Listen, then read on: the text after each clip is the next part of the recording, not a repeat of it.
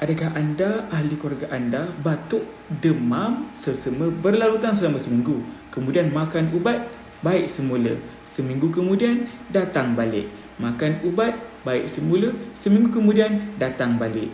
Sekiranya anda sudah penat dengan keadaan seperti ini dan mencari solusi yang terbaik, jom dengarkan dengan saya.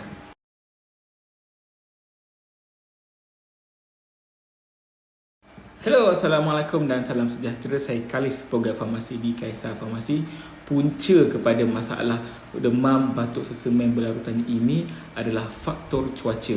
Hujan dan panas yang tidak menentu akan menyebabkan udara sekeliling menjadi lembap, menjadikan ia tempat medium terbaik bagi kuman seperti bakteria, virus dan juga kulat untuk membiak.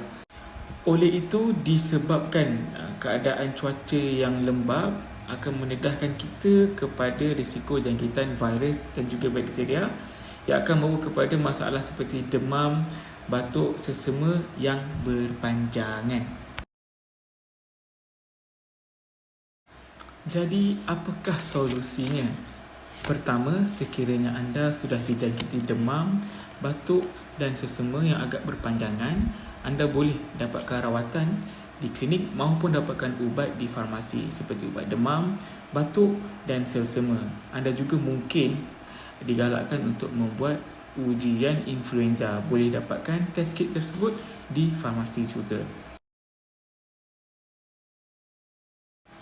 Yang kedua, sebagai langkah pencegahan, saya tertarik untuk membawa solusi yang sudah ada turun-temurun yang telah diamalkan oleh nenek moyang kita, iaitu dengan mengamalkan madu. Benar, madu. Mengikut kajian, madu sangat tinggi dengan properti seperti antibakteria, antifungal, antiviral, antioksidan juga anti-inflammatory. Datuk nenek moyang kita dahulu kala mengamalkan madu untuk merawat batuk. Mengikut kajian, madu sangat berkesan dalam rawatan antiviral seperti merawat cold sore yang disebabkan oleh virus herpes. Selain itu, madu juga sangat berkesan dalam rawatan mempercepatkan proses penyembuhan luka-luka kecil.